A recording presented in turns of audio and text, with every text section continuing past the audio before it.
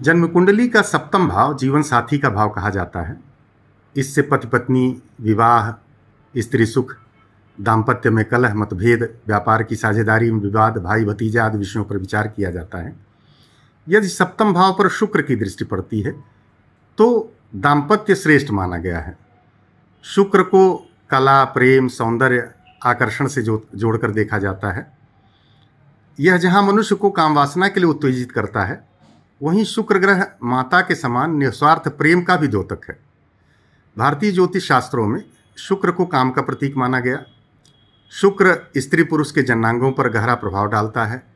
यह शुभ स्त्री ग्रह है। पुरुष के लिए पत्नी सुख प्रदाता है। शुक्र पूर्णतया सांसारिक ग्रह है, राजसिक, सर्वगुण संपन्न एवं समर्थवान ग्रह है। यह मिलनसार तथा सामाजिक ग्रह है। आमोद प्रमोद, मौज मस्ती, भोग इसके पुरुषार्थ के फल हैं। शुक्र की सप्तम दृष्टि यदि जातक के सप्तम भाव पर पड़ती है तो शुक्र की केवल सप्तम दृष्टि होने के कारण शुक्र लग्नगत होंगे और लग्न का शुक्र दाम्पत्य के लिए सर्वथा श्रेष्ठ होता है, परंतु जातक को थोड़ा लंपट बनाता है।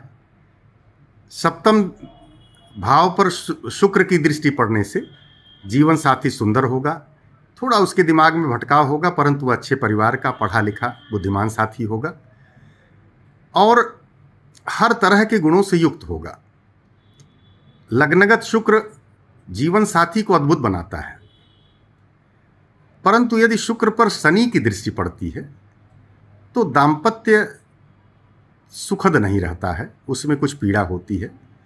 और यदि पाप ग्रह की दृष्टि नहीं है शुक्र पर और सप्तम भाव पर शुक्र की दृष्टि पड़ रही है तो पति पत्नी एक दूसरे को संतुष्ट करने वाले, गुणी, सुंदर और दाम्पत्य को भाग्यशाली बनाते हैं। और पाप ग्रह की दृष्टि अगर सप्तम पर नहीं है तो पति पत्नी एक तरह से रोमांटिक और हीरो हीरोइन की तरह जीवन जीते हैं। बहुत बहुत धन्यवाद।